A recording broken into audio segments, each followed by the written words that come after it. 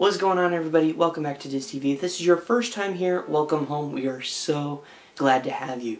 As you can tell by the title, today is the review of Mandalorian Season 2. Before we dive into my overall thoughts on the season, just a reminder, spoiler alert for the whole entire season, so if you have not seen it, like all the episodes, make sure to watch them, then come back and watch this video, because I don't want to spoil anything for you all. It's a fantastic season. I don't want to spoil anything, so go now. That's your cue. That's your cue. Go. Okay, now that everyone has left, let's bring in our lovely child over here, and we're going to talk about Season 2. Season 2 overall is a fantastic season. Star Wars, we've seen throughout not just The Mandalorian, but also in the Clone Wars and Rebels, seems to fit TV a little bit more than the movies sometimes. And this season is a perfect example of why.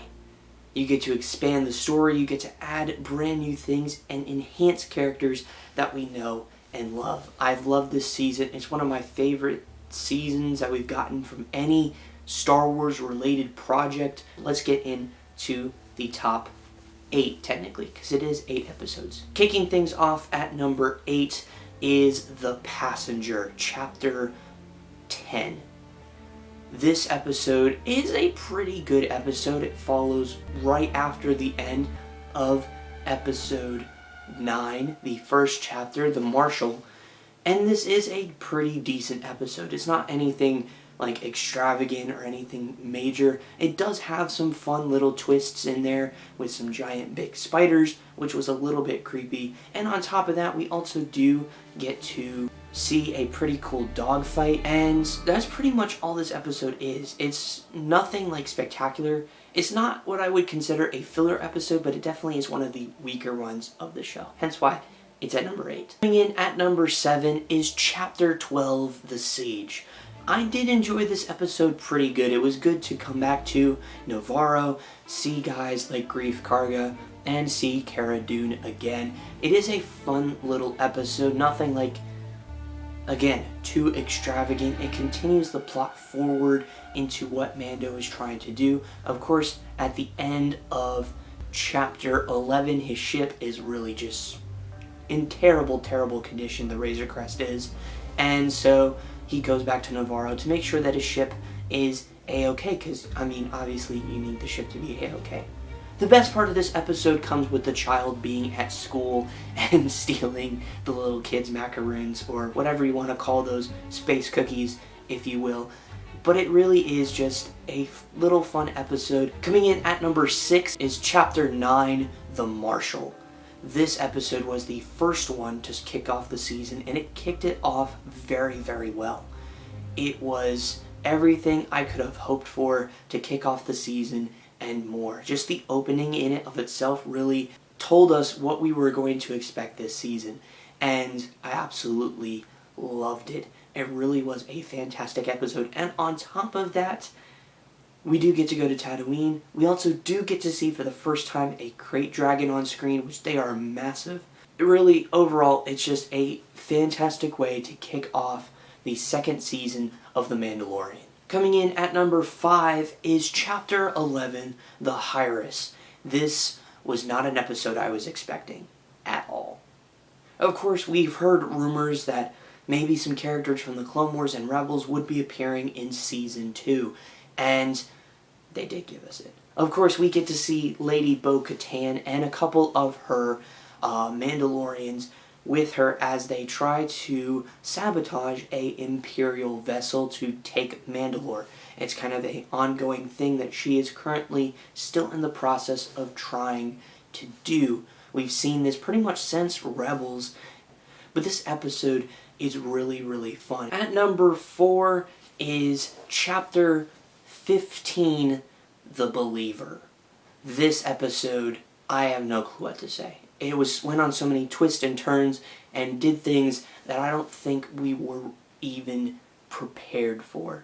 It really just changed everything for a lot. I mean, first things first, we get to have Mayfeld back, which is great. I liked his character being portrayed by Bill Burr, so that was a lot of fun to see, but it really enhanced his character a lot. When we see him sitting down with one of his former commanding officers, you really see the tension between there. It really enhances Din as a character as well.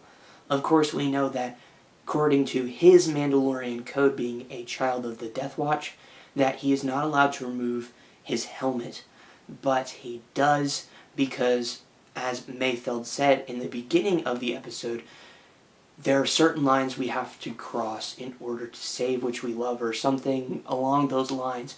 It really was a powerful message that he kind of gave that helped take Din to that one step further. Coming in at number 3 is the tragedy. Ooh, the tension in this episode is really, really good. I know a lot of people said that this really compares to like a fan film of sorts. I really didn't get that vibe from it. This was a fantastic episode. We finally get to see Boba Fett after he was teased at the first episode of the season. And really, it's just, wow, an incredible way to bring back a fan favorite character. I was a little nervous that they would do it wrong. Here's the reason I say that is because Emperor Palpatine was not done that great. Darth Maul, on the other hand, was done phenomenally in Star Wars The Clone Wars. But I had faith because Dave Filoni, who did Darth Maul, brought his take with this into that. And on top of that, Jon Favreau is just, you know, Jon Favreau. But they brought Boba back in such a way that made sense. Great to see Ming-Na Wen's character back, Fennec. Really enjoyed it. But, rip the Razor Crest. That was the real tragedy. That's why it was called the tragedy, because the Razor Crest. Which stinks, because I really like that ship. Ugh. Coming in at number 2 is Chapter 13, The Jedi. The most anticipated episode other than the final episode was this one for sure. After Bo-Katan dropped Ahsoka's name in the Hyrus Chapter 11, we were all waiting for when Ahsoka would appear in the series. And man, did they deliver. Right out of the gate, she appears and really was done very, very well, in my opinion. It fit Ahsoka's character, and Rosario Dawson did a fantastic job with Ahsoka, which makes me look forward to the Ahsoka show even more right now. I'm so excited for that. But this episode is really, really well done. We get to learn the child's name, which is now Grogu, which I don't really have a problem with the name. I know some people do. This episode was really, really focused on Grogu himself. It was a fun episode overall. I really, really enjoyed it. The action was great. And then, of course, towards the end, they name-dropped Grand Admiral Thrawn, which has me really, really excited. We could see Grand Admiral Thrawn in the Ahsoka TV show. It's either going to be that or the still rumored Rebels sequel. But regardless, man, what a fantastic episode. But coming in at number 1 is Chapter 16, The Rescue. Tying everything together after Grogu, the child, was captured by Moff Gideon. This episode is everything I could have wished it could be. From action, to the intensity, to the danger we all feel for not only Grogu, but also for Din, and Cara Dune, and Bo-Katan, and Fennec, and just, it really is a fantastic episode. They tied a whole bunch of loose ends with this. We get to see fight between Moff Gideon and Din as Din comes out on top, ending up winning the Darksaber. I thought we could have possibly seen a little fight between Din and Bo-Katan, but I am a little confused on that part because in Rebels, Sabine did kind of hand the Darksaber to Bo-Katan. So why can't she do that here is a little confusing to me. This really was a fantastic episode. The Dark Troopers were intimidating and scary, and that was great to see. And I haven't even gotten to the best part, in my opinion. The reveal of Luke Skywalker. Oh my gosh, yes. I, of course, was one of those people that really wanted to see Luke be the Jedi, because to me, that makes the most sense. Mace Windu, no, by this point, even if he survived Episode 3, I think he would have passed away by this point for sure. Ezra Bridger, I don't think we'll see till maybe the Ahsoka TV show, because that's her whole point of trying to find him. That's my guess. Who knows there, though. By this point, he's looking to restart the Jedi Order, and what a way to start by picking up the child, Grogu, so it makes sense. But the way they did it was smart. Of course, seeing the X-Wing come in, my mind immediately went to Luke, because, I mean, I don't think Ezra would fly an X-Wing. So, and Luke knows an X-Wing, but just the way they did it was so well done. And I do have to say, the de-aging wasn't the best in the world, but it did do a pretty darn good job. And of course the lines were well done as well, being voiced by Mark Hamill. So overall, it was a great way to tie Luke Skywalker into the series as a whole. Do I have a problem with Luke being in more Star Wars material? No, absolutely not. But this does leave off with a cliffhanger, as Luke does take the child, Grogu, and that's the last we see. But really, the most touching moment, in my opinion, was when Din took off his helmet for Grogu. That was just a really touching moment to realize that some things are more important than a silly little code that he had. But it was just, man, it was such a touching moment between Grogu and Din Djarin, and just their interactions, their final interactions really was, man, this episode was just all around fan-flippin-tastic. And I didn't even talk about, like, Boba and the Mandalorians' reactions to each other, because, you know, the whole clone situation, Order 66, that was great. There's just so much other stuff I could talk about this episode. It really is my favorite episode of the series thus far. Is it probably because of Luke?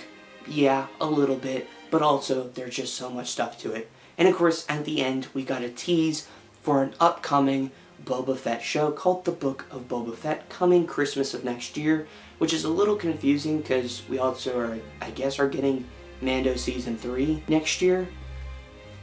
I don't know. I really love this season. It really is a fantastic season. The way they brought so many fan-favorite characters, not just from the original trilogy, but also with the Clone Wars, it was really well done. There are some things I did have a problem with, such as kind of the repetitiveness of many of the episodes. I did understand that. I kind of, you know, there is a little bit of that. But overall, this is a fantastic season and a great conclusion. It sucks that we have to wait so long for Season 3, but whenever they do release it, I will be ready for it. And with that, that concludes Season 2 of The Mandalorian. That is my review.